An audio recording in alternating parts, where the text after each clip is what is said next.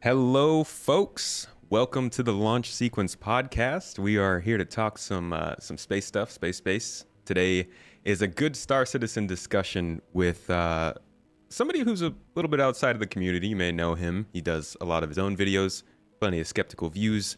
And we've been talking for a little while now about getting on to chat about Star Citizen, and it's just perfect timing after CitizenCon and everything. You've been publishing a couple videos of your own. So wanted to bring Luke Stevens on and chat about both of our perspectives of Star Citizen. You've got an outside perspective. I've got probably too much of an inside perspective. And I thought we could chat about, just everything going around this project. And I think it'll be good for both of our communities to get a little bit of the other side. So thanks for coming on, man. Want to give you a chance to introduce yourself, though. Tell us where you're coming from. No, I appreciate being on. I've been really looking forward to this because as I said in my recent video, I find Star Citizen just to be fascinating in so many ways, and primarily because of the audience and the community. And so I'm very excited to chat with you and to hear from the community. But I'm a YouTuber. I used to be able to just say I do like gaming reviews and stuff and critiques and things, but we've shifted into broader, just talking about whatever in the gaming community, whether it's on our live streams or live stream clips or on the quote unquote main channel where we do some more sorted stuff. And Star Citizen has been one that I've kept my eye on for a very long time. I mean, I think the first video I made on it was probably like 2016. It's when I wasn't even really making YouTube videos regularly. I might make one every few months or something, but it's kind of the elephant in the room in the gaming community because it's been around as long as a lot of us can remember, and it's still out there. They've made progress certainly, but they're still announcing new stuff. They're announcing new release dates and stuff. So it's fascinating to talk about because it's just, there's always something there, There's always something new. And I'm sure for you, it's a headache to keep up with it, but there's also endless content at the same time. So a headache and a head rush. Yeah. You're not new to this. I think people might assume that you're just getting into this, but I'm pretty sure like one of your first videos I ever saw was about Star Citizen, and I had to go back a bit for that. YouTubers love when you go back to their very first videos. Go and find it and check it out. But yeah, I've been covering this a long time. This has been around a long time, dude. I think by the time the actual 1.0 of this game comes out, there will be people who are jumping into it for the first time who like might not have been born when it was first announced. So yeah, it's unironically that might How crazy is that? It's a crazy timeline, but we'll get into a lot of the details. There are reasons that it has taken a long time, a few different ones, and we'll get to that. But first, I would like to just like jump straight into what your thoughts are on some of the recent stuff from CitizenCon and Squadron 42. I watched your own reactions to it, but like if you could summarize in just a minute or two, whether or not that changed your view of the project and how. Toes. I think that's a good kicking off point. Yeah. No. So as for this CitizenCon with Squadron 42, I really appreciated the live demo. Like we talked about this on my stream. Companies don't really do live demos anymore because it can crash, because there can be bugs and it's just too stressful. So we'll just pre-render everything or do everything ahead of time back in the office, make it perfect, and then put it out, even if that's not indicative of the actual game. So seeing it running in real time, warts and all, that was, for me, very confidence inspiring to be like, okay, this is real. This is running in real time. This isn't being faked or whatever you'd want to say. So I thought that for Squadron 42, that was really confidence inspiring, and seeing the whole package kind of working was cool. I'm still like a little bummed that we're still 2 years out from it, which maybe realistically with the way they announce timelines, it's maybe more akin to like how Elon Musk announces timelines for Tesla, where it's like, okay, add 3 years, whatever they say. The Roadster. But yeah, the Roadster, Cybertruck for a long time, and now Optimus and all that. But so with Squadron 42, really, really cool to see. And all the little nods, like having Henry Cavill in there was super cool. So I'm excited for that. Space Chad. As for CitizenCon in general, I think last year was more like, oh shoot, like for me personally, that Star Engine demo they did, which felt like such a backhand to Bethesda after releasing Starfield. Like, oh, you think you can do a space game? Look at what we can do. That for me was really impressive. And if they can ever get to the point where they can allow like people to run that demo in real time, maybe they already do that. I don't know, but I think that stuff is really impressive and showcases why they've needed to raise so much money and why it's taken so much time. But ultimately, like it's just going to come down to what's in the game at the end of the day. But I think Citizen Cons are really, really cool. I think the only unfortunate bit is that so much of the stuff that's announced either ends up changing by the time it comes out or just sits in limbo forever. And, you know, so you never really know if you should get super excited about something or hyped about something because it might just not end up being a thing. Yeah, they've got this issue where they can show off some of this, like they do a good job of showing off things that are in development, and then they'll get to a point sometimes where like maybe they've shown something off that's pretty early in development, and they'll get to a point where they kind of just like they get it to a place where they like it, and then they move on to the next thing, and instead of focusing on that thing that they've been working on and like continuing to iterate on it, they just kind of leave it in the game as functional. It's not particularly amazing. It's not like you would expect from a finished game. It's enough that people can experience it, and then they're on to the whatever's next. So like one of the best examples of that, I think, is like the reputation system is probably the main form of progression in the game. Like people generally think it's going to be the ships. The ships are sort of a thing there, but like the reputation is what you're supposed to be focusing on to try and unlock, you know, new blueprints, new missions, higher payouts, different sorts of rewards in the game. But when they brought in reputation, they got it working, and then they just kind of let it sit for a little while because their focus went to other places. And I think that's something that they struggle with, especially when it comes to things like what we saw at CitizenCon last year. So I know you called out the Star Engine demo, but like a lot of the stuff they showed us last year was stuff that was built for the single player game, Squadron 42, like you said. And then it was supposed to be sort of ported over into Star Citizen. Easier to get working in a single player game. Then they put it in MMO when they can put a little extra time into it.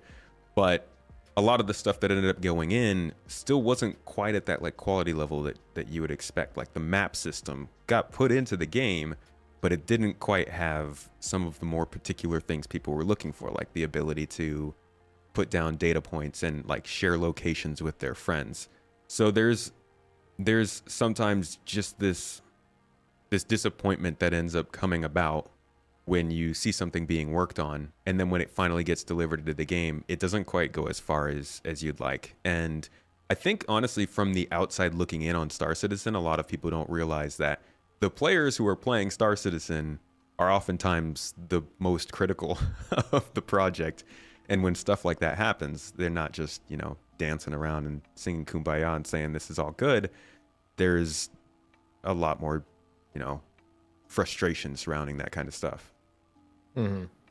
Yeah, I think it's a problem for those on the outside, like viewing the Star Citizen fan base as a monolith. And part of it is that there's a very vocal part of the Star Citizen community that goes to like comment sections and stuff, and perhaps are overly defensive when people might just honestly misunderstand something about the project or about what's going on. Yeah.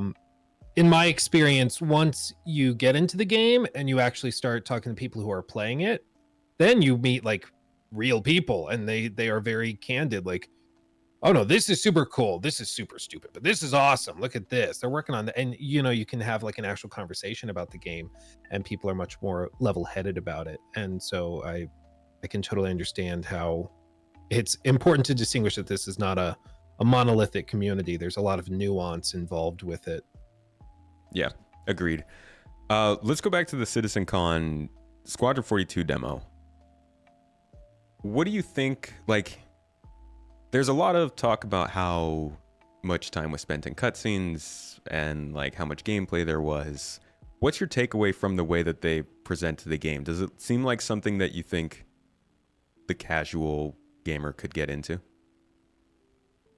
Um, yes. First of all, I mean, having such big names certainly helps, and it seems like a lot of the motion capture acting, all of that has been really well done. There were a couple of bits where I was like, oh, maybe redo that line, but in general, I think it's really solid.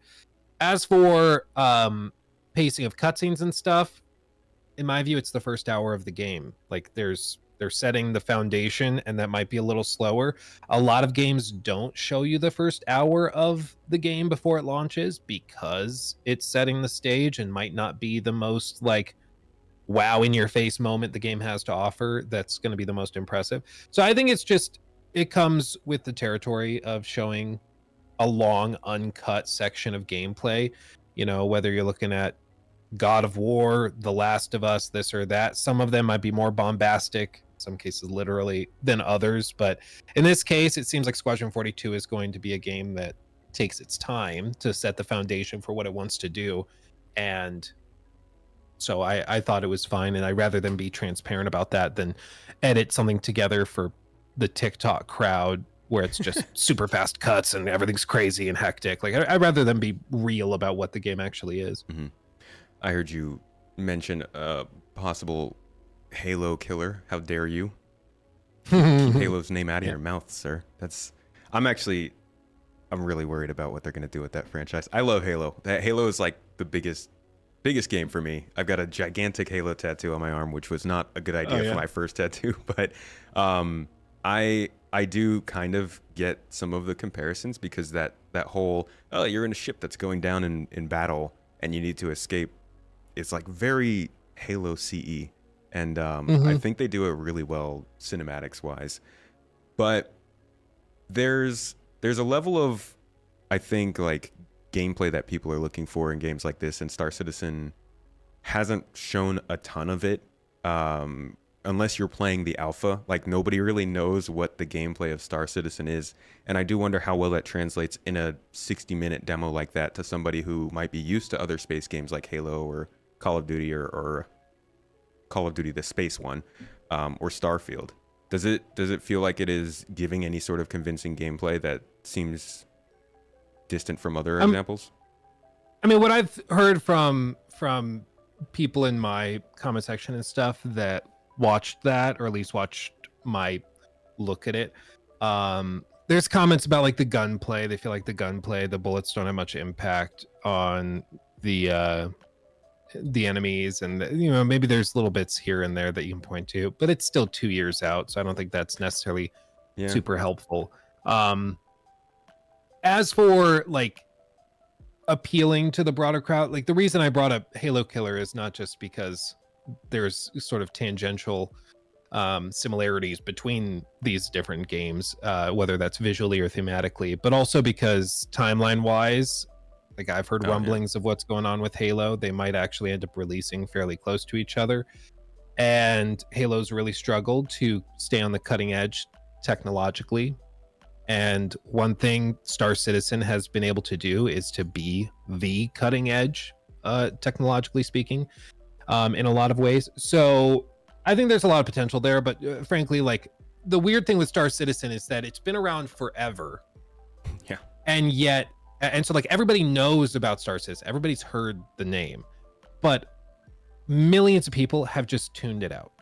It's just, oh yeah, it's that, they've already had their mind made up. Like, oh, it's that scam, or oh, it's that game that's never releasing, or oh, a lot of people don't even realize that you can play a version of it. Like they don't even realize that there's a version of it that you can play right now.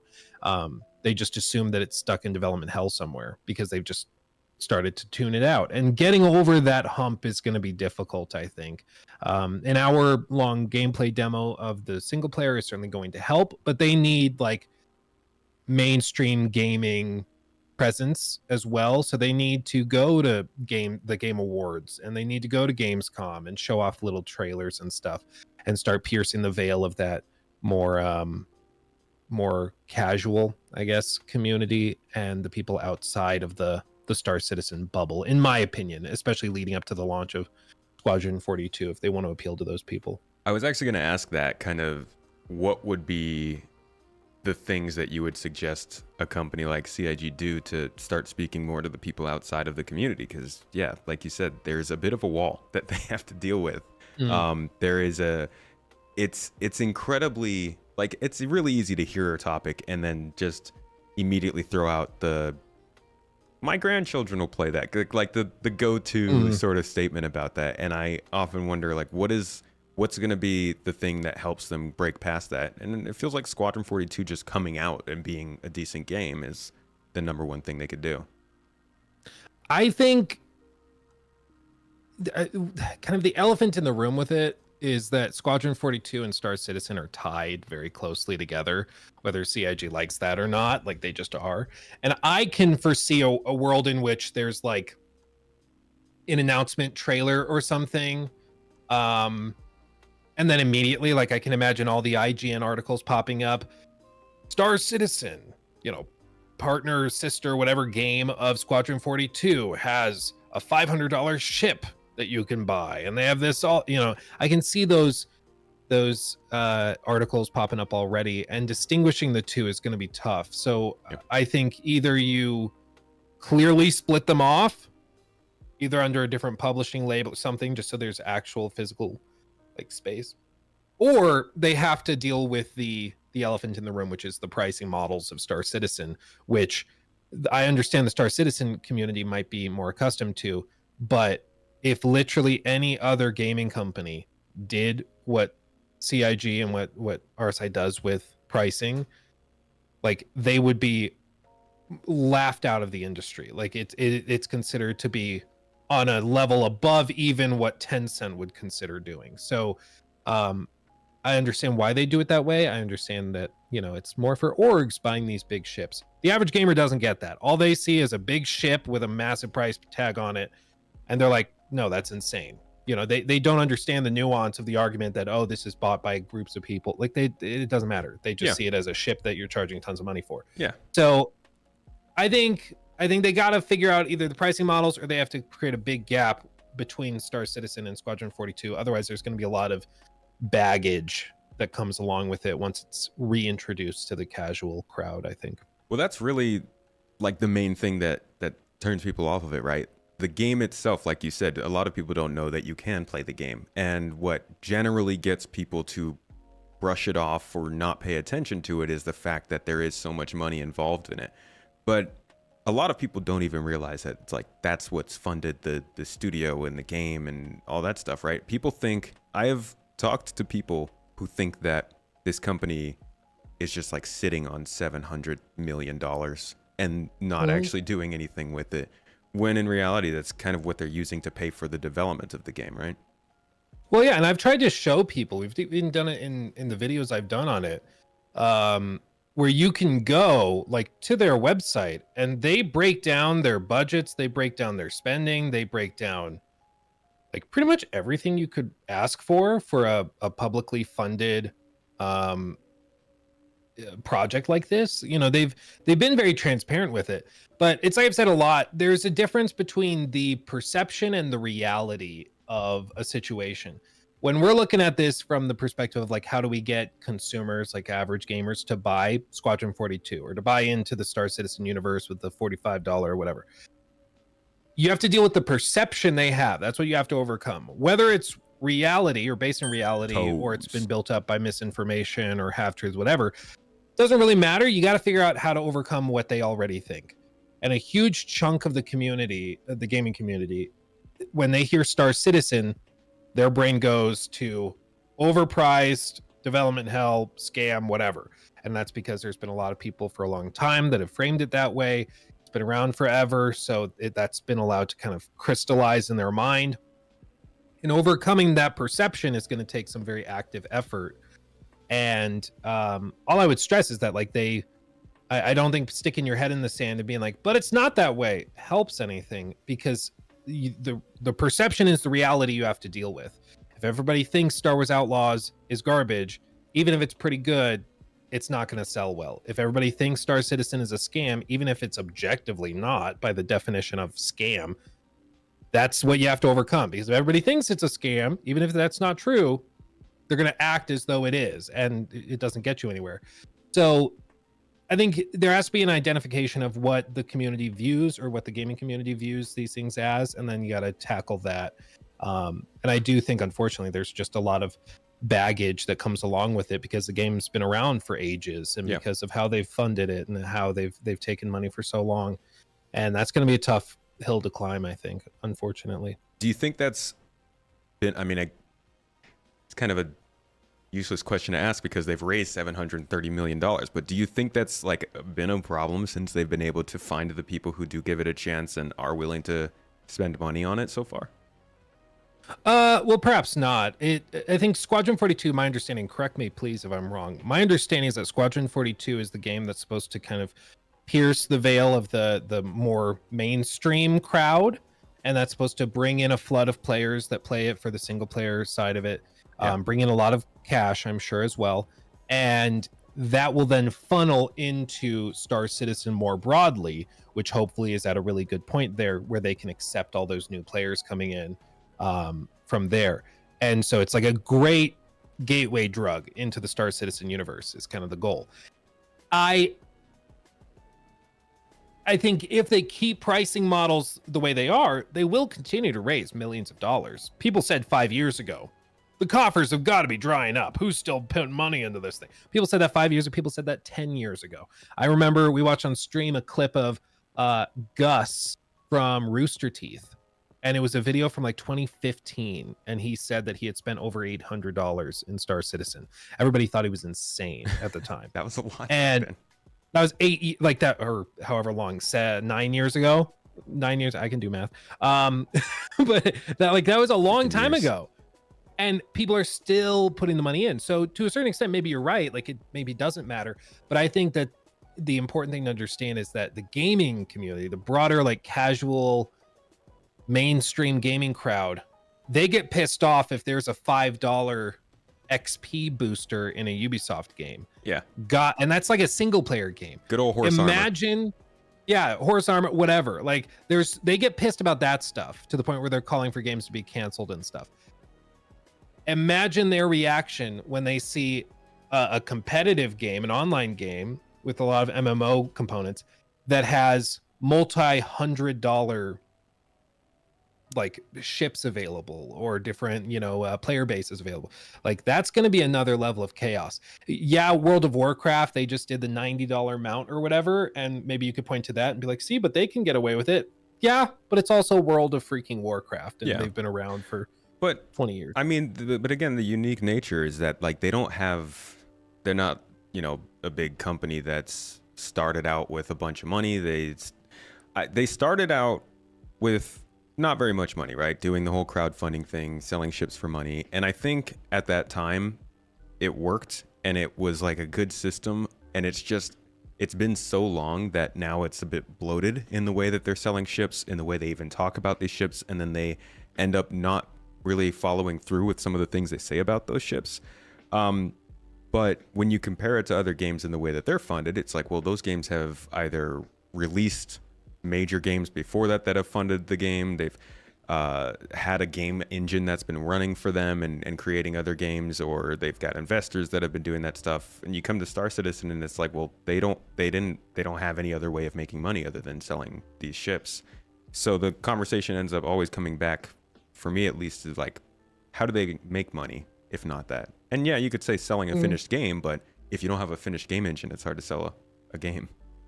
Yeah, I think a lot of people, especially when you get into it, like, you understand why they're doing it. But my point is just, I think I think for the long-term health of the game, or at the very least, if they want to break into the mainstream, which maybe they don't. I mean, clearly this has been working for them. So maybe you just keep with the community, the diehards, I think that are willing to spend this. That's fine. I think they do. I get the vibe that they want to pierce into the mainstream. That's what seems to be the goal. My point, especially in the recent video I did, is that if they think that the mainstream will tolerate the current monetization scheme, they are crazy.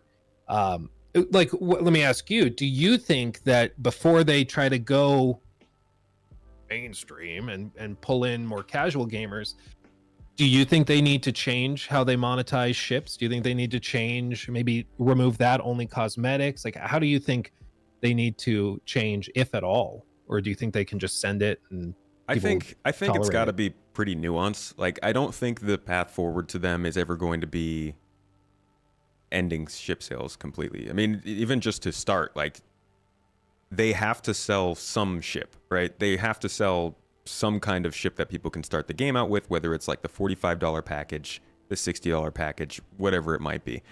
I would hope that they would limit the bigger ships, the more expensive ships, and keep like the lower kind of tier, like everything up to $100 as long as you get the game with that ship.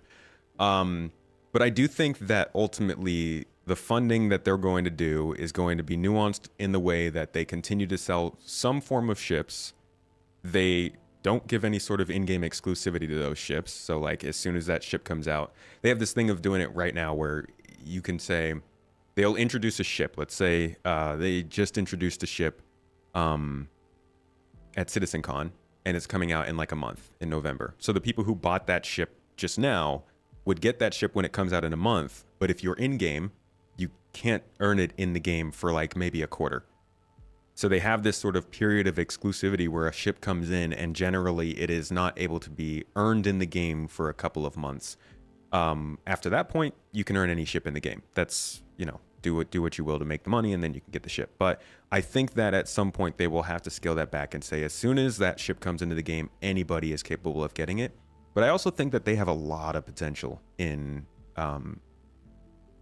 cosmetics. They're introducing base building.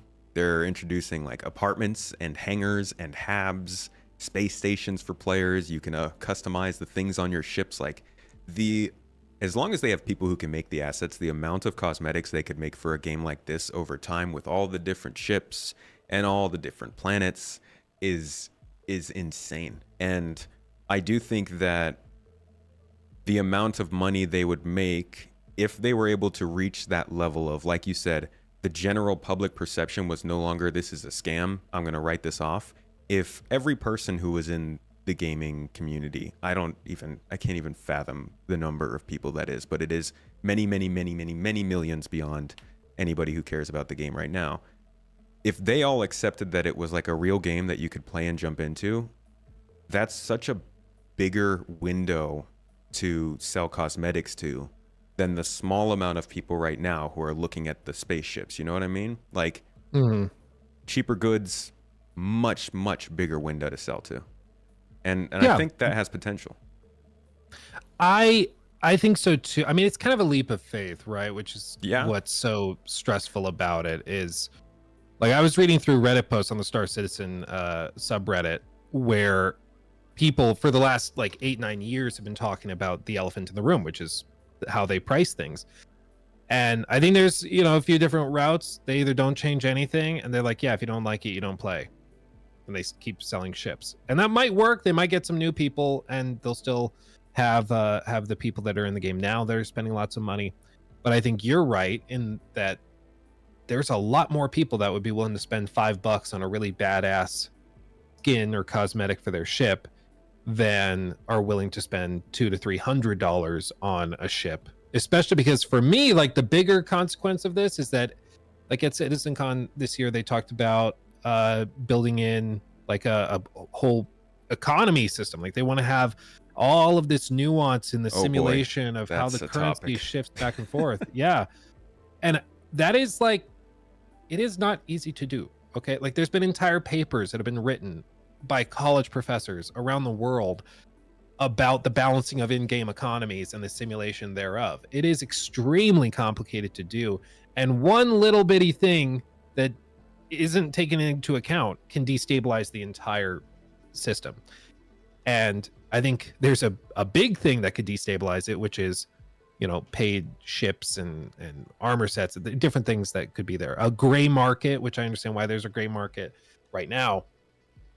I don't think that is necessarily the healthiest thing for an in-game economy, or or maybe it's just, you know, open the floodgates, let everybody balance it themselves. Maybe that's the philosophy. But I just think that there's a lot of broader goals for what they want to do, and at least I haven't heard the clear vision of what they aim to do in the next couple of years as they start to try and hit that mainstream. Monetization is something that I was hoping they'd talk about during their 1.0. They, you know, one of the panels was like, Star Citizen 1.0, here's actually us setting out where we want the game to go. Because up until now, it's been spread out across videos, and design documents, and like forum posts and all this stuff where you couldn't really summarize what the game's actually going to be.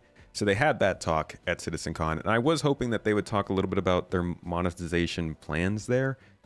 Not necessarily the most exciting thing for them to want to start saying to the people who are throwing their backing, but yeah, I think there's a lot of questions there from definitely inside the community of like, where are you guys going to go with this? A lot of people don't believe they will ever stop selling ships, like you said, but there's also a lot to be said about the possibility for progression outside of ships. Like I mentioned earlier, reputation's a big one, but also they're starting to now introduce the crafting system and the idea that a lot of the things that you will be able to make or find in the game are actually going to be of higher quality, just generally better performance than the things that you would have bought outside the game. That can rub people the wrong way if they spent real money on those things. But I think that also is them trying to continue to bridge that gap of like, we understand people are spending money on these things, but we want to try and draw some of the emphasis in your progression in the game away from just how much money you've spent on it. But ultimately, yeah, I mean, being a crowdfunded game and using the ship specifically as the crowdfunding part leads to a long battle for them, I think, in balancing the game overall.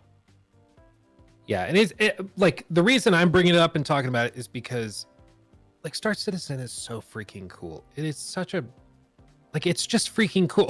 Like, I don't know how else to say it. It's just cool. It is. Yeah, it's pretty sick. I want more people to see how cool it is and like to introduce it to them. But like even my friends, I was just talking to my buddy yesterday about what game we should play and like start tackling next. And I threw out Star Citizen.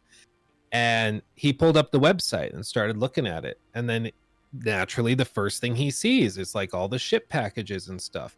And for him, that was an immediate turnoff. And I was like, no. We start with this and then we can work up. And like rarely, but occasionally they might do a server wipe and we might have to start over. But like, it'll be okay. And we'll just keep going. For him, he's just immediately turned off. And so I think that, you know, he is like the most representative of the sort of mainstream casual gamer that I can think of, that I know directly. And for him, I think that experience is something that a lot of people will feel. But to your point, there's going to be pain if they ever stop selling ships for the people that bought all the ships, because they're like, well, if you're going to now balance it where now the stuff I paid real money for isn't as good, that feels bad. Why did I give you all that money if it's worse now? And then on the flip side, like, everybody, if they keep the stuff in there, then the other people get frustrated. It's just, I think they need a clear vision. I think they need to announce it. I think they need to stick to it. And if their goal is to keep them in the game, so be it.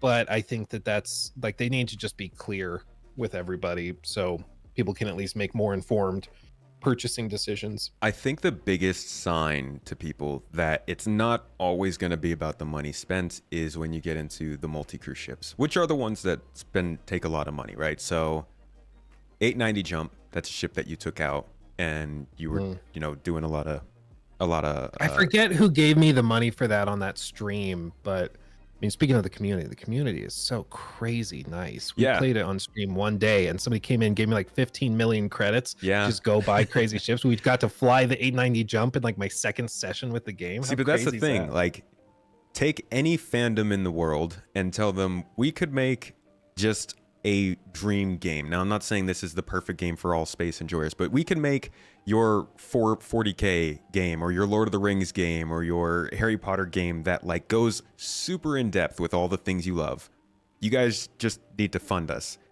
It attracts the people who are so excited about that kind of thing that they just want to enjoy it with everyone else. You know, they want to give enough money to people so that they can also jump into these big ships with them and play that kind of gameplay. They want to teach people everything they can learn when they get involved, so that that person can be more informed and more excited about it all. And it's kind of just like it's this big old space nerd circle jerk, you know. Mhm. But going back to the 890 jump, Yeah.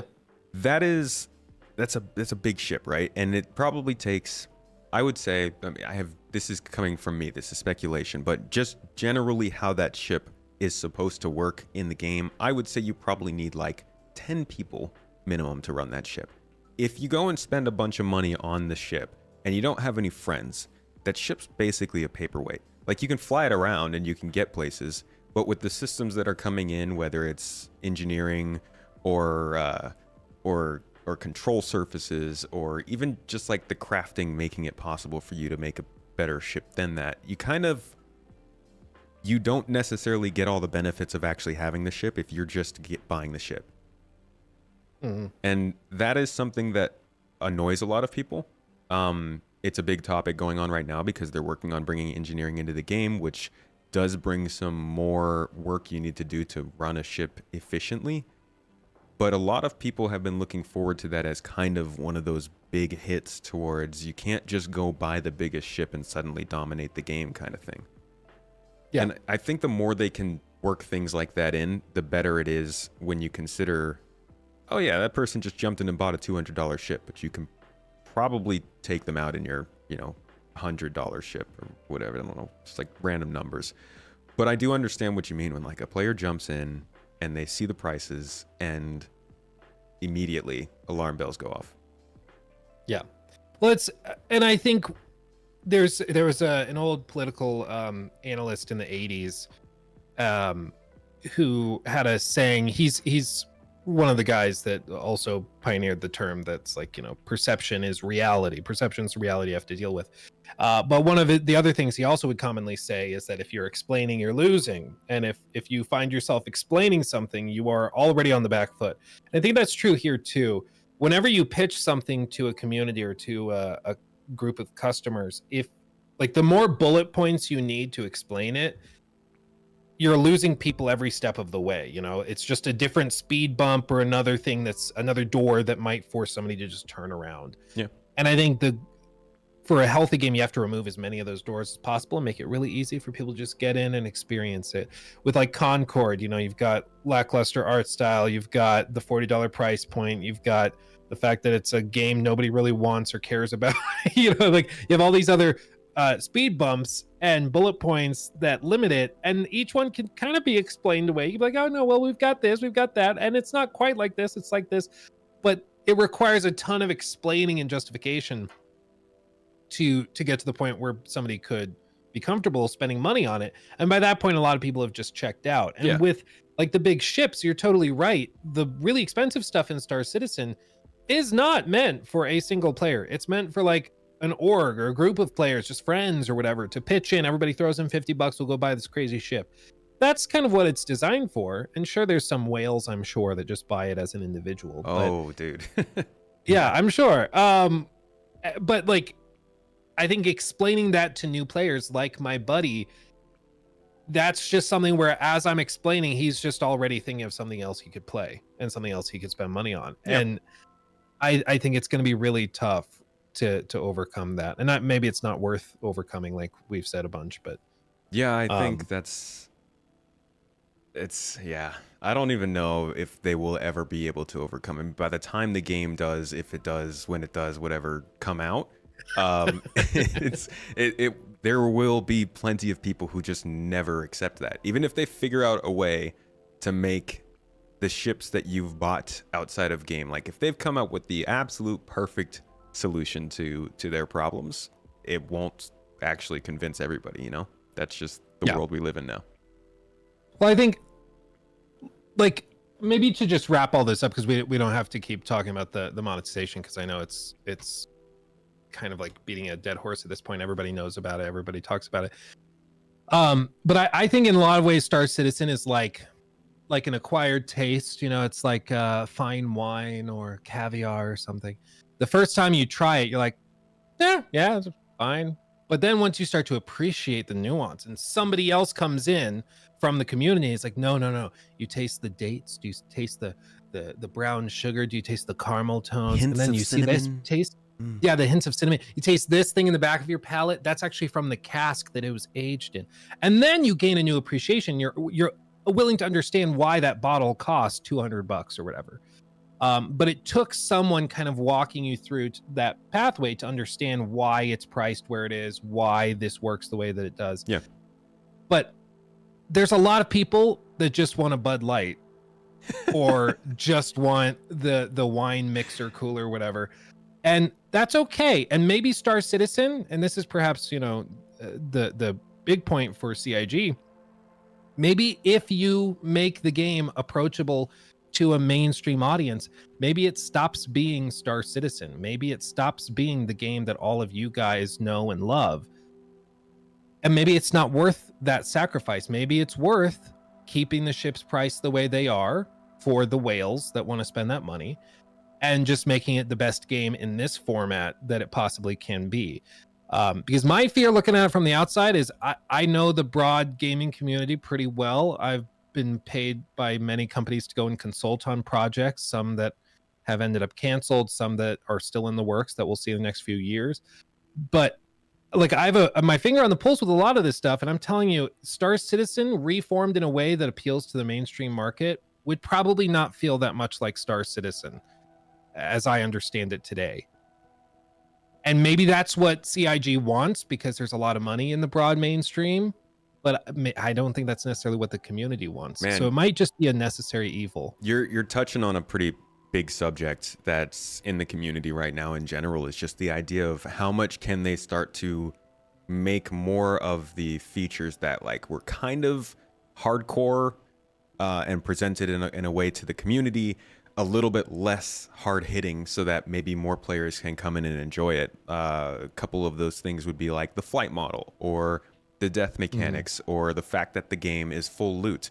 You'll have a lot of people who come in and they're like, hey, I like this game's cool. And then they find out about one of these small features and they're like, well, I don't know about that. Maybe they should change that.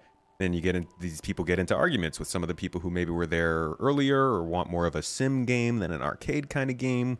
And it goes off into tangents and arguments because, yeah, I think they're really trying to thread a fine line of keeping the sort of soul of Star Citizen as a very creative, sort of out there, immersive space sim light. God, I don't know what label it would even have at this point, versus a game that's mass marketable. And yeah, that's also where like Squadron 42 comes in. Squadron 42 could easily be that game that you don't have to, doesn't matter how much money you did or did not put into it. You're not competing with anybody else. You're not at a disadvantage if you didn't spend money on it. You're getting a single player game. You get to see how it plays. And, CIG might just be hoping this is what convinces people that Star Citizen's good enough to give a try. I think. And maybe the solution is, I'm sorry. I was just going to say, I think there's also the secret weapon they have is their sort of traditional multiplayer version called Arena Commander, which I don't know if are you familiar with that? Mm-hmm. Yeah, so that I think could be something that in some crazy universe they could release onto like Steam and give people the chance to just fight in an arena style game with FPS weapons or with ships or with mining or whatever. And that would be a great way for people to be able to try the game out and see what it's about without getting into something they think they're going to lose because somebody else spent more money. Yeah. Well, and I mean, you kind of read my mind with that. I think more game modes or servers could also be a great solution. Like for the paid ships, maybe it's just there's the persistent universe that's the hardcore whatever mode. And that is the thing that has the really robust economy. That's where all of that stuff is and lives. But there's no paying for ships or whatever. But if you want to buy ships, you can do that. It's just in the more like sandbox mode or whatever, where maybe there's the option to play with like looser death rules or loot rules, things like that could make the game more approachable. A lot of MMOs have that type of thing. And maybe that waters it down, to the point where there's not enough players in the persistent universe to make it meaningful. But I mean, there's all sorts of solutions that they could pursue for sure. Yeah. Do you think that the time it's taken is a problem. Like a lot of this conversation's been about the monetization and everything, but the actual time that they've taken to get to this point, do you think that's actually indicative of the game being a failure or a scam, as some people will say it, or just in general not a good idea to get into? I mean, I think it's a problem in some ways, but like the more familiar you get with what they've done in that time and with that money, it's a marvel it hasn't taken longer, frankly, with the amount of stuff that they've done so far. Because technologically, again, just that Star Engine demo breaks my brain every time I see it. Um, you know, so to a certain extent, I think there's not a problem there when you understand what's been done, as like from the perspective of a consumer or from a member of the original Kickstarter. I wasn't a member of the original Kickstarter, but for somebody that was, I'm sure it has been frustrating to still be at this point 12 years later. Mhm. And there's been stuff shown repeatedly, like the giant space worm, for example. I think they first showed that off in like 2016. Yeah, 8 years ago. Yeah, it was like really cool at the time. And I remember seeing that at the time being like, that's really cool. So you're telling me I could just fly to a planet and that just happens. Then like 8 years goes by and then like, see, we didn't forget about it. It's still here. Look at this. We have it kind of working. I think that stuff is where people get really frustrated, is that there's cool stuff shown, but you just never know if it's going to be dumped into the bin of we'll get to that later, or if it's going to be implemented quickly.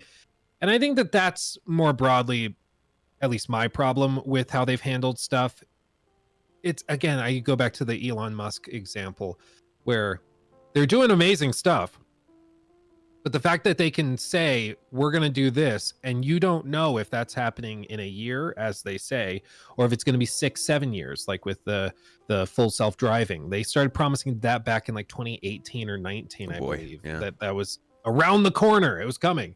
And it's amazing. Full self-driving today is great, but it's still not fully autonomous or anything.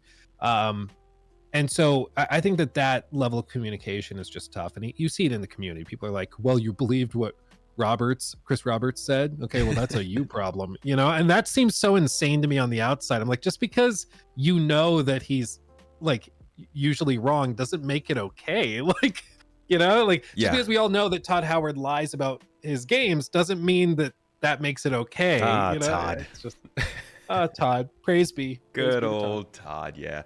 Well, it's funny that you keep mentioning, you bring up Elon and Tesla, because one of the things I feel like CIG has been for most of this time is like a tech company. Like a lot like how Tesla was sort of in a position where they were proving out tech to try and build a product, and it took a while for that product to come to fruition. Now, I know saying things like this just, it can get people riled up. I'm not saying that CIG and Tesla are anything alike, but just the idea that CIG has focused so much time on basically the video you keep talking about, the Star Engine video, right? This amazing sweeping cinematic of the planets and everything. They've spent so much time trying to make this game engine that can eventually build a game, that it's taken them this long to get around to finally actually building the game, which I think is why these last two CitizenCons have been so much more focused on things that feel like a game, because now they've spent, 11 years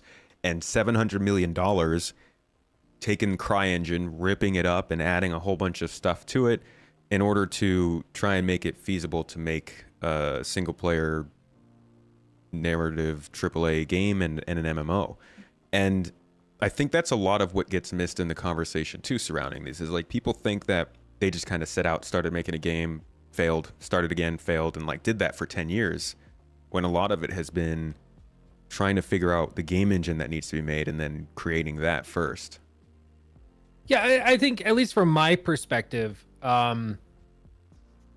it's, at least from the outside, it seems like there's been a lot of wasted effort as well. Like the space worm back in 2016. Cool to see back then. Like that did not take them 8 years to get it from where it was back then to where it was the other day. Yeah. You know, they put it on a shelf and they sat on it for ages. Then they went back to it when they had, you know, the tools they needed or whatever.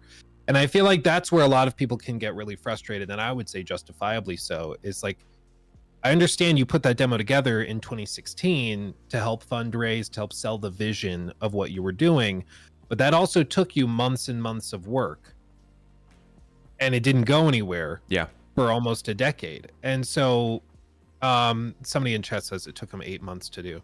Like, I think that's where there's perhaps some frustration, is just that they are doing these things to help with the fundraising that takes so long to do, that won't be in the game for 8 years or 9 years or 10 years, whatever. And so they're kind of building, and I think for the first decade, at least for me, it felt like they were building a system to raise money. They weren't really building a game. They were building a fundraising machine, and it worked great. And now they're at the point where they're starting to build the actual game. Yeah. But I think that that's where the perception's been built up, that Star Citizen wasn't a game designed around being the best game it could be. It was built around providing a platform in which to sell ships to people. And I don't think that that's a fair description of Star Citizen, especially once you try it. But I think that that's where a lot of the more casual perspectives of the game come from. Yeah, and like there's also just a lot of things that were said during that period that were clearly said to get people excited, to make people think that certain things were happening, and they just weren't. I would say that it's improved over time. They still definitely make mistakes on their messaging, but like in 2016, we would get told that like 4.0 was coming within a year or two, and it's like that. That's no. Everybody sorry, hears no. that, and there are several times when stuff like that would happen. In addition, there are also plenty of ships from that time that were sold at that time that like still aren't in the game, and there are reasons they aren't. It's when they announce a ship or try to get a ship into the game before the gameplay is ready, it's so much more likely that it ends up being a disaster. Their salvaging ship, the Reclaimer, has that problem. We're seeing just this last CitizenCon that the Pioneer, which is the base building ship, the gigantic thing, is gotten like a big redesign because it was the same situation. It was like made for base building, and then they didn't actually know how base building would work. Now that they finally do, they have to go and redesign the ship. And it's like, thank God that ship was just in concept. But if they do bring that ship into the game, that's a whole bunch of man hours you have to go and redo that for.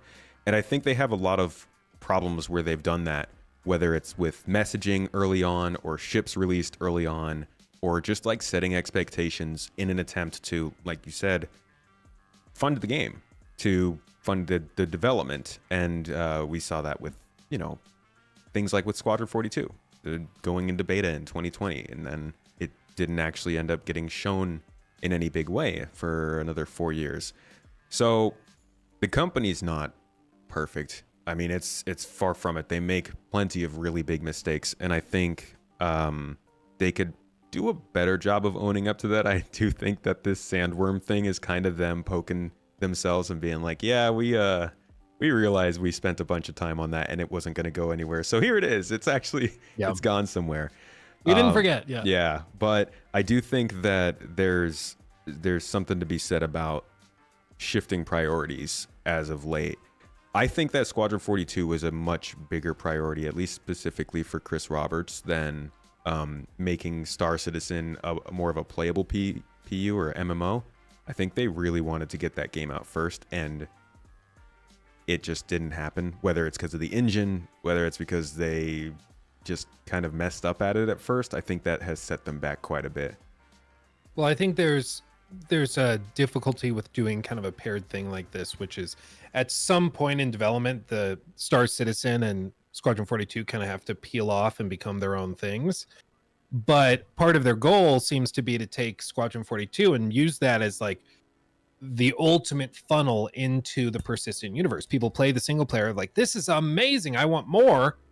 It's like, yeah, you can have more and you can make your own stories. Go over here. And because of that, they need to have at least some level of parity across features, across scope and scale and all of that. And so I think that they just kept postponing it for a long time. And like most video games, I was just talking to a guy that is working on a game that's like 4 or 5 years out, and if it ends up that far along, it'll be like on the like AAA budget scale. But for them, like they have a document that is the game, and they have it is done. All of the inventory stuff is sketched out, how each of the combat systems work is sketched out and drawn out, the calculations and algorithms for how damage is calculated within, like all of that's in there. And he's taking this to the publisher and saying this is the game. Then they look at it and then they chart it out and they say, good, here's your millions, go make your game. Mm-hmm. And that's how video game development typically works, is that you have the vision of the game ahead of time and then you chase that down and realize it, kind of like blueprints when you're building something. But CIG designs stuff in a much different way, and funnily enough, it seems like they do things in a way similar to like Bethesda Game Studios, where they find the game as they're working on it and discover new things they want to do, and that can lead to feature creep, that can lead to changing stuff, like you announce a ship and then you have to redesign the ship because the system the ship was built for wasn't actually done or designed when they put the ship out there, and so you have to redo all of that. And I think that just comes from managerial shortcomings when stuff is changing constantly and people don't have that locked in vision before they start doing stuff. And it's very different. It's clearly worked in some cases with Star Citizen, but I think it's also led to these frustrations where a lot of time is wasted. Yeah, and it's also like the ships that are supposed to function on certain systems had to raise the money to develop those systems. So you kind of putting the cart before the horse, in that you gotta. They didn't have the money to dip into before they actually had the developers to pay. Kind of like. The company I think now is somewhere around 1,200 employees, but like back when Which is crazy. Yeah, it's That's freaking wild. huge. It's massive. Yeah. But back when they were, let's say 2015 or so, I think they were just like maybe a couple hundred, and they didn't have the people necessarily around to both focus on editing the game engine and stuff, doing the Squadron 42 stuff, and making the ship features. So instead they sold the ships and said, well, these ships are going to have these features once we raise the money to actually make that possible. And it's kind of like what you're saying. They kind of found that over time. They had to go and build up all this stuff and then load it with features. And I think that is it's a dangerous way of doing it.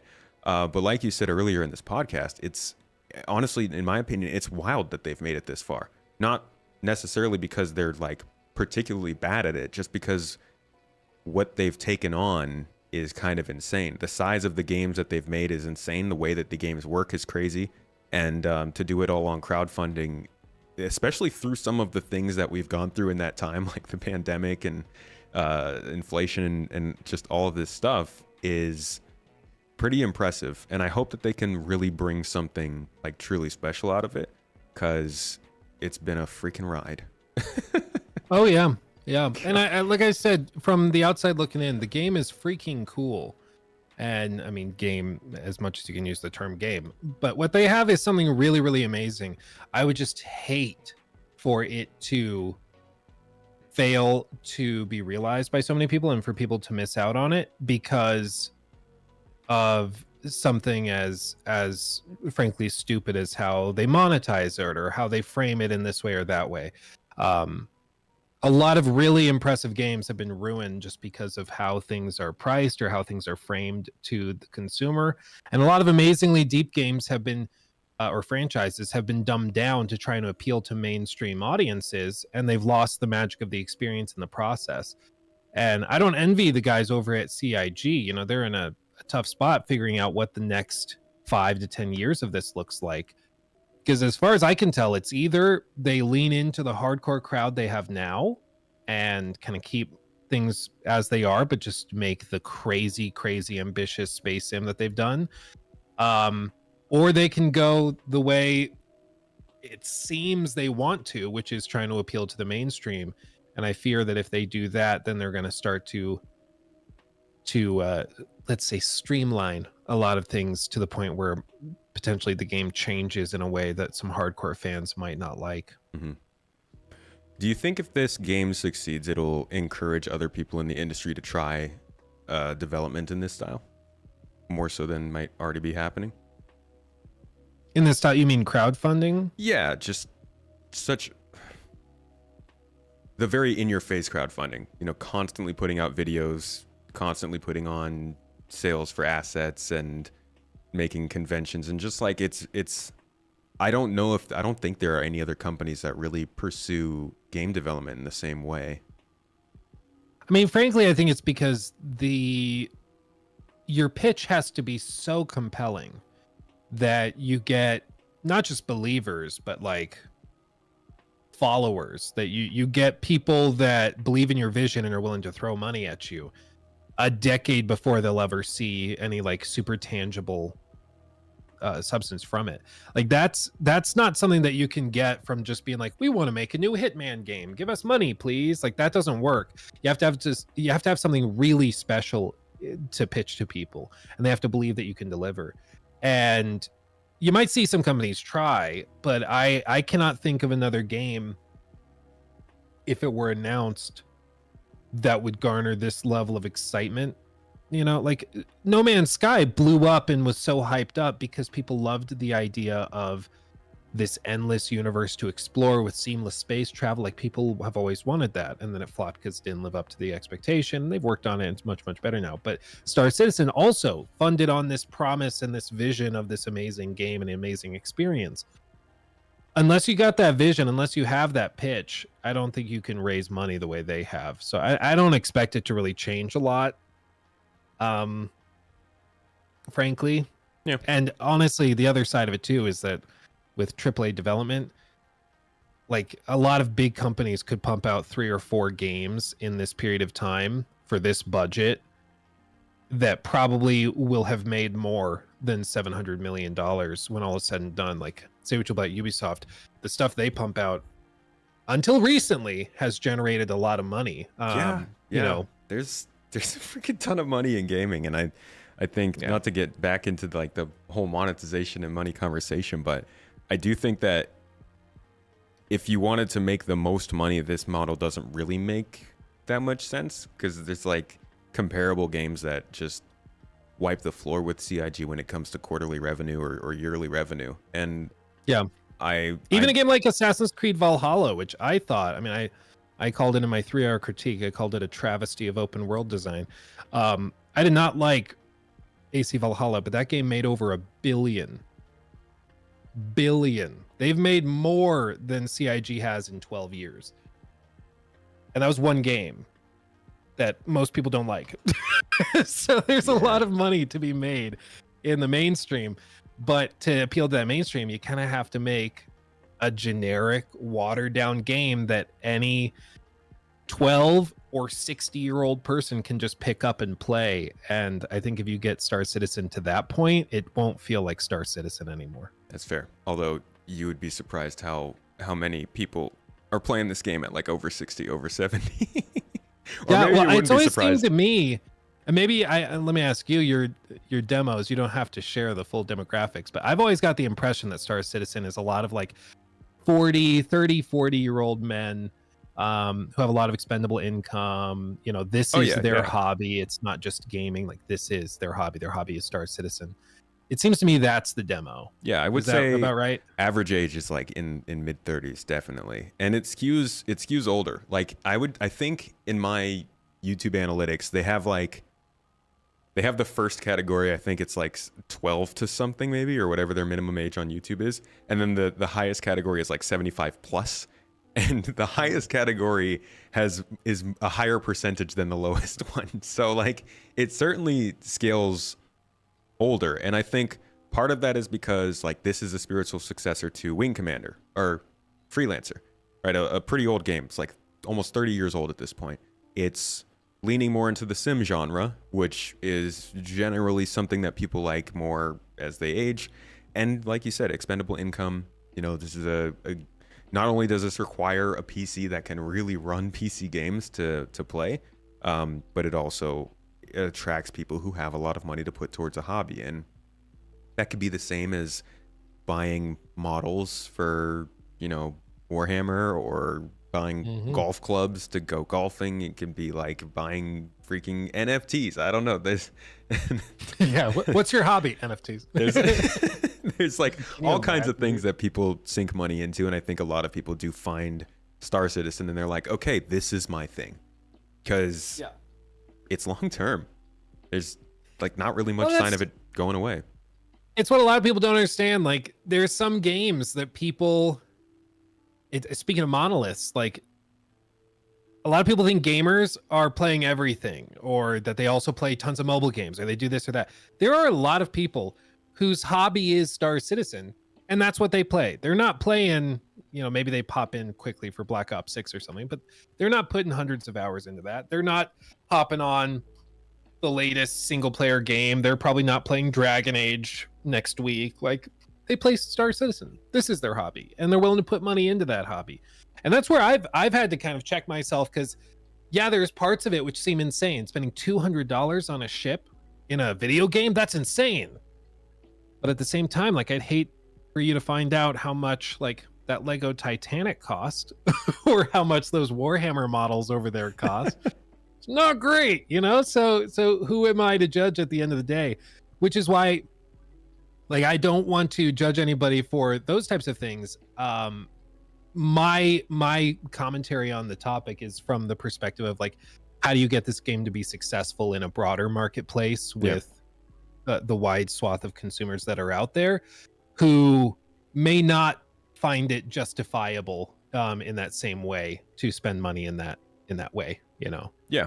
And that hobby goes beyond playing. For a lot of people, myself included, we spend more time just like looking at the development than actually playing the game. Like, what I didn't really start doing YouTube videos to cover video games. I did it because I spent way too much time talking about Star Citizen. And I realized, like, maybe I could, it was my wife's idea, Mrs. Tomato. She loves to hear me talk about it, and she's like, you're really good at this. You should continue to talk to more people about it. Not like she didn't want to hear about it, because she's watched the Squadron 42 video more than I have, but she encouraged me to start talking about it just because it's fun to follow the development of a video game. And I don't know if it's traditional in development, but it's cool to see how things work, and like then get to go and test if those things work. And a lot of times they don't, but it's like, it's still it makes part of the hobby. It's watching the videos that come out every month that explain kind of where things are headed, seeing if those things actually come out, getting to talk to the community about them. This game is hugely community driven, like going beyond people just having fun sharing about it, like we talked about earlier. A lot of the services that cover this game, from finding items to finding groups to play with to tutorials, is handled by the community. And I think it's genuinely a lot of people's just passion to be involved in a cool space project that, honestly, it's like, it's kind of harmless, not in the sense, like, there are people who are spending money that they probably shouldn't spend, and then that causes them problems. But it's like, there are a lot of things you could do with your time and money, and I think a lot of people just find joy in spending time on a cool space project. It's like following the SpaceX journey of getting rockets up into space and then back down on a landing pad. It's just cool to watch and follow. Yeah. Well, and that's where, again, like, the claims of it being a scam are just so insane, because looking at what they're able to do in the game now versus 5 years ago, 10 years ago, they've come a long way, no doubt. And I think that's part of what's impressive about it, is that they've not just taken the money and run. Chris Roberts, if he really wanted to, he could have kept a skeleton crew, pumped out some garbage back in 2014 and retired, and could have been fine. But instead, they've built this crazy thing up. And it's also part of it. Like, I don't think people realize 1,200 employees is a lot. Like, to go back to the Assassin's Creed example, Assassin's Creed Valhalla, yeah, thousands of people touched it over the development, but most of that game was built by like 500 to 600 people. Like, and that took years and years and years. There's not that much money, or rather, 1,200 people are very expensive, and that will burn through $700 million pretty damn quickly, especially when you're talking about a decade of time is going by. Like, they're not just sitting on a Scrooge McDuck pile of cash. Yeah. Like, to operate this level of development is ridiculously expensive, which I think is why they really have a lot riding on Squadron 42, because that, I'm sure they're counting on bringing in a pretty big spike of cash too. Yeah. So let's talk a little bit about the game itself. The features, actually, I guess I want to know what interests you in this game, specifically feature wise. Like, what is the thing that you would look at another space game? I don't want to say names, but like there's, you know, been a couple recent space games that may have come out. I'll say it. I love saying it. It's very funny to me. They're not the same type of game, of course, but I do think space interested people are looking at space games that come out. What is something that actually like attracts you to Star Citizen? I mean, I love really immersive experiences. So like one of my favorite single player games is Kingdom Come Deliverance, which is a game that focuses primarily on immersion above and beyond pretty much everything else. And so I love really immersive experiences that really allow you to get just totally lost, and also games that don't hold your hand, and Star Citizen is kind of both of those. If you want to get fully immersed in the universe, you can. And I think there's a lot of things that they could do to continue to expand on that, you know, adding better tools for what's the term? The new like social systems that there was a name for it that they introduced. They're like org stuff. Yeah, all the org stuff. That's going to help a lot. And I think once you get your friend groups in here and you're all playing together, that will help a lot. But seeing a game that is really technologically impressive, that just every time you play it, you're like, how did they do this? This is insane. That to me is really exciting. And I find that is fascinating. For me, it was also, frankly, that it was not what I thought it was. I kind of came into Star Citizen thinking it was just going to be that kind of money laundering scam, whatever. Then when you try it, you're like, oh, wow. Like, this is actually, like, there's a lot here. This is pretty cool. And for me, that was really exciting to have that kind of realization that this was something different than I thought it was. Yeah. But what about you? What do you remember the first time you heard about Star Citizen? Do you remember the first time that you like saw it and you're like, I will be a tomato and I will talk about this? What was that first moment for you? I found out about this game, I think in 2014, and I didn't take me long to back it, but like back then, do you play MMOs normally? I don't really have time. Yeah, I've never really played an MMO seriously before this game. I've just always been a space game kind of guy, and I've said it a lot of times on this podcast, but like I was finishing up Mass Effect 3. Super freaking just love that series. Was looking forward to Star Wars 1313, and it had been canceled. Oh. Weren't we all? Yeah. Looking forward to Prey 2, and it had been canceled. And kind of was like excited for Deus Ex to keep going, but it has also been put on the back burner. So like I was just really excited for something sci-fi, and there's just fantasy game after fantasy game just constantly coming out, and they're great. They're cool. I love it. Witcher 3 is like one of my favorite RPGs. But there wasn't really anything else going on in that field. Elite Dangerous and No Man's Sky still had not been announced, I think. And there were like a couple other games, but I'm a sucker for graphics. I'll say it. I love graphics. I'm a snob. I like the immersion, like you said. And this game was like, it looked cool. So I saw a 325A from Origin. It's a nice looking spaceship. Had some wings on it. They were flying around. It's like, yeah, I'm down for that. I'll do that. I dropped like $45 on it. And it took a while for me to actually start playing the game. Like I didn't actually do much with the game for years, but eventually I got kind of hooked on just learning more about it.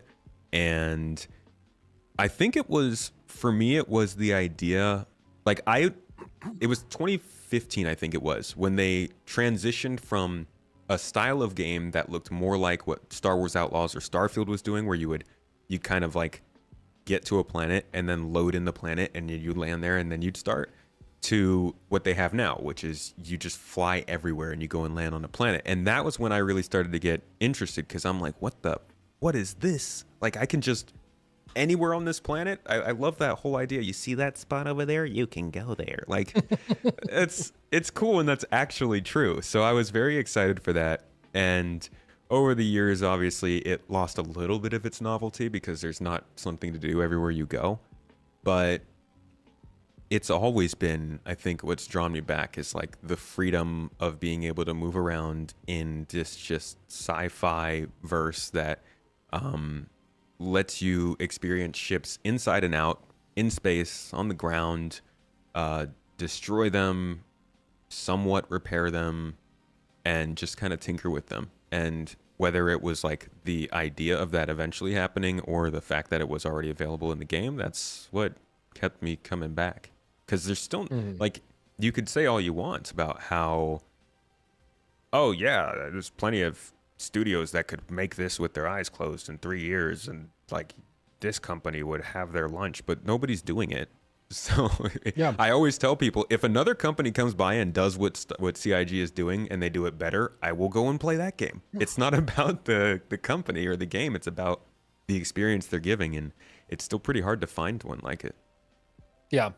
Well, and I think it's because like the only way you can make something like this make financial sense is by like either a $15 a month, $20 a month like subscription service, or you sell ships and stuff, and that's something a lot of other companies don't think they could get away with, so they just don't even bother trying. You know, they're like, yeah, we're good. Like you said, dude, if Ubisoft tried to pull something like this, can you imagine? It would be done. Yeah, no, that would not work. The elephant in the room recently has been Beyond Good and Evil 2. And I don't know, did you ever see the tech demo they did back in 2017? It was sick.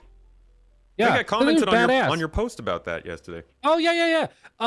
Wild. If anybody in the audience has not seen it, you should just go look up Beyond Good and Evil 2 tech demo. It'll be from 2017. And they're showing seamless transitions from a city into space, around the planet, simulating the whole solar system, everything all at the same time.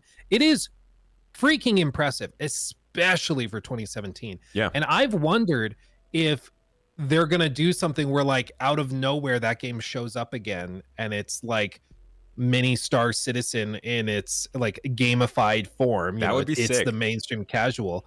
Because why else would it still exist? Like otherwise, why? Like surely they would have canceled it by now. But I've really wondered if there's maybe something more there.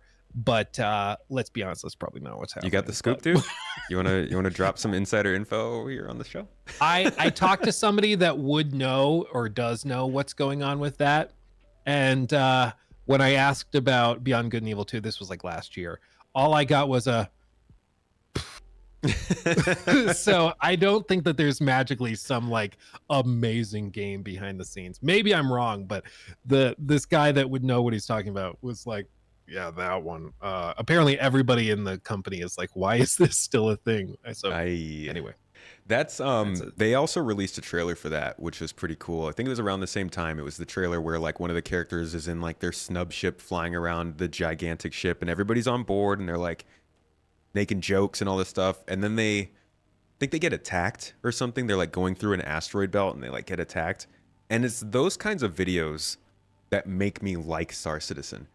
It's the sci-fi shorts you find on YouTube, or the trailers for, you know, whatever cool space game is coming out, or like the Star Wars scene from the prequels.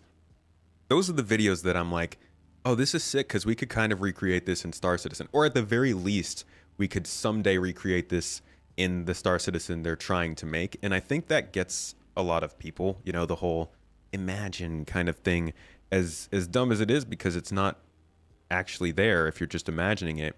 To some extent, you can do that stuff. And well, but I don't think that's even dumb. Like it's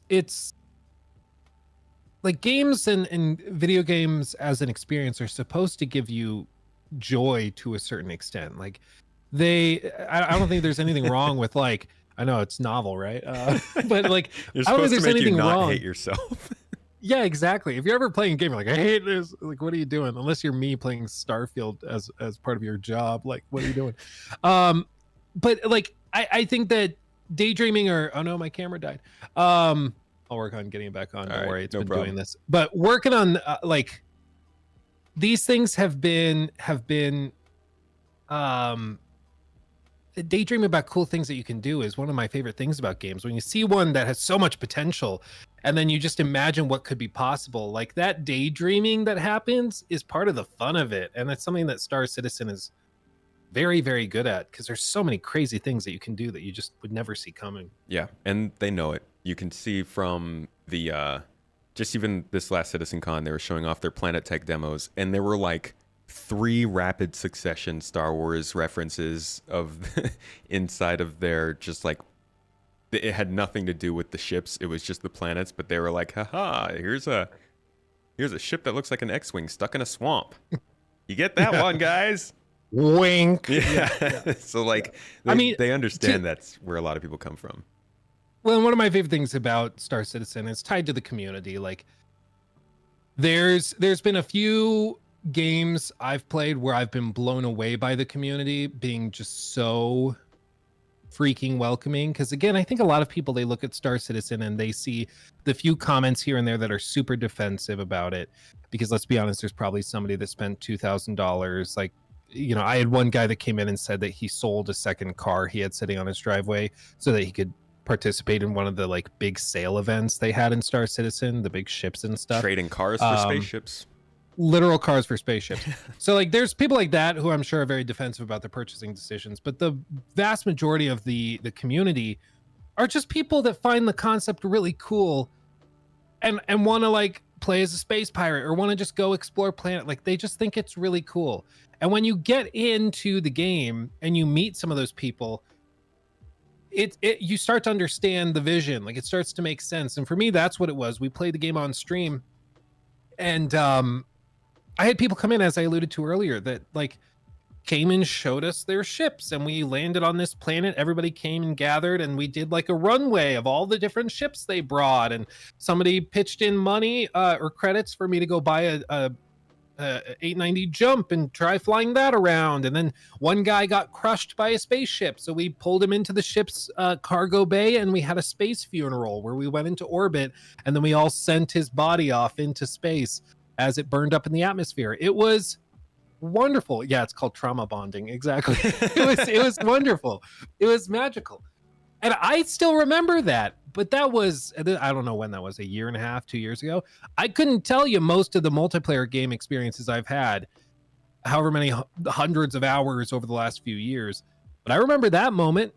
I remember that very, very well. And I'll always remember that because it was such a crazy story that happened organically from the community and from players kind of doing this stupid thing together, throwing a space funeral for a player that died, you know? And that's the type of thing that you can't get in most games. And that's part of what I think is so special about Star Citizen specifically. Yeah.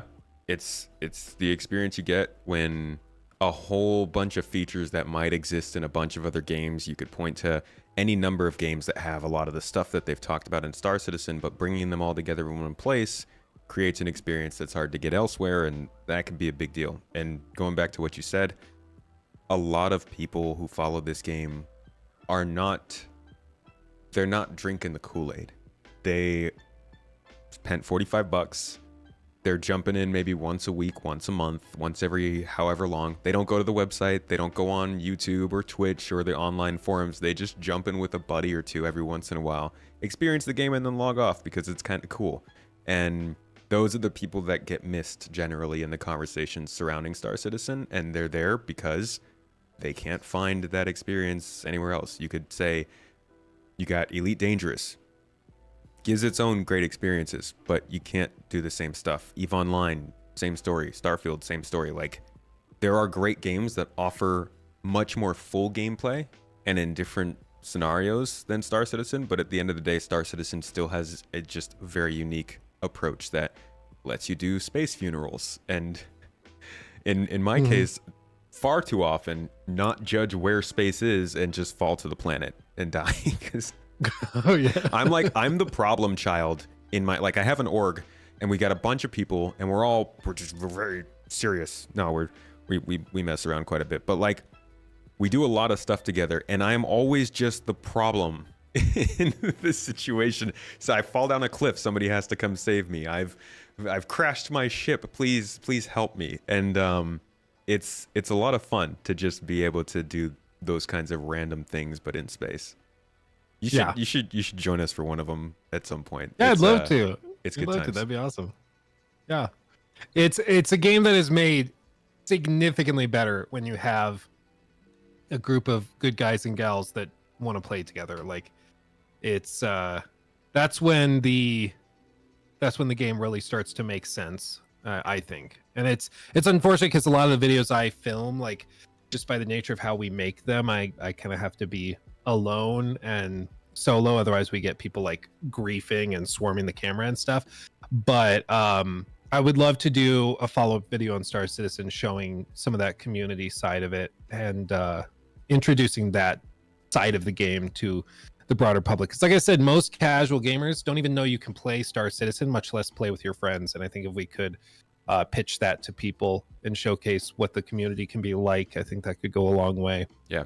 And there's good progression. Oh, well, there's okay progression. It actually used to be where there would be a progress wipe every quarter. And then it was like a progress wipe maybe every couple of quarters. They haven't wiped people's ships. Like if you got ships in game, they haven't wiped them since April of 2023 at this point. So like you can actually spend quite a bit of time working on whatever it is you're earning and be able to show that off, even if you're jumping in for like the base game. So I think they're doing a better job of starting to make it an environment that people can play. And with server meshing coming in, they're testing instance sizes of anywhere from 100 to 2,000 players now. So they're starting to reach more into that kind of MMO territory. Server tick rate should be going up, so performance hopefully will go up. They're doing optimizations like DLSS, and they're just like they're definitely shifting more into a position where, like, I think people who might be coming from your audience may actually have a better time jumping in, possibly not spending money maybe during a free fly period, but like over the next couple of years, I do think that the experience itself is looking like it's getting more palatable, we'll say, for the non-space cult. Yeah. broaden the cult, as it were. I think it's Star Citizen's at a really fascinating spot. They're kind of at the point where they're about to launch this single player, and they've got to decide at the same time if they want to just streamline or if they want to like make it more gamified to appeal to a broader market, and that will come with cascading effects elsewhere. And so I just think it's such an interesting time to be a Star Citizen fan, and I can't wait to continue to see what they do with it, because I'm sure they're sweating trying to come up with it too, and I'm sure the community is also watching very closely everything that they're doing. So I'm excited. Community's got a big magnifying glass on them, that's for sure. Dude, thank you so much for joining me for this talk. This is, I think, a good opportunity for people to just kind of see a different perspective of the project as somebody who follows it lightly. How often would you say you check in with this game? I follow some of the community, whatever community manager I think would technically be their titles, but some of the members of CIG on X, and so I get pretty regular updates and I see it pretty regularly, and I'll watch videos every once in a while. I'll boot into it probably once a month, once every few weeks. I'll try spending an hour or two running around, just checking with it. I don't have like, I'm not in an org. Maybe soon I will be, but I like to keep an eye on it, but I wouldn't say I'm like super immersed. I got you. I usually do a deep dive every few months. Cool. Well, thanks for talking to me about it and getting this update. I think we'll probably be in in touch, just kind of chatting about it here and there. But this was a great talk, and I hope the audience also got some good pointers into perspective from this. Can you let everybody know where they might be able to find your own content before we go? Oh, sure. Just Luke Stevens, as you can see. That's my name. And I have sort of a main channel where I post more sorted, carefully edited stuff and big critiques and reviews. And then I do Luke Stevens Live, which is my second channel where I stream and post stream clips and stuff. So go check that out there if you're interested. Or not. I'm sure I'll see you guys around. I appreciate you having me. Community seems wonderful. Thank you all for Good people. being so welcoming, and Thanks for behaving, everybody. Greatly appreciate you guys. And yeah, I'm sure we'll talk again soon. Absolutely. Sure we'll be circling back regularly. Yeah, I think it's healthy for people to hear. But thank you everybody for listening to this episode. As always, this is going up on audio platforms. It's on my second channel, Space Tomato 2. If you enjoy these podcasts and want to watch them live like this, in fact, every week we usually do them for our supporters on Discord. So if you are a supporter, make sure to come by and check it out live. Otherwise, appreciate you all joining us. Hope you had a good time. And I will see you all next week.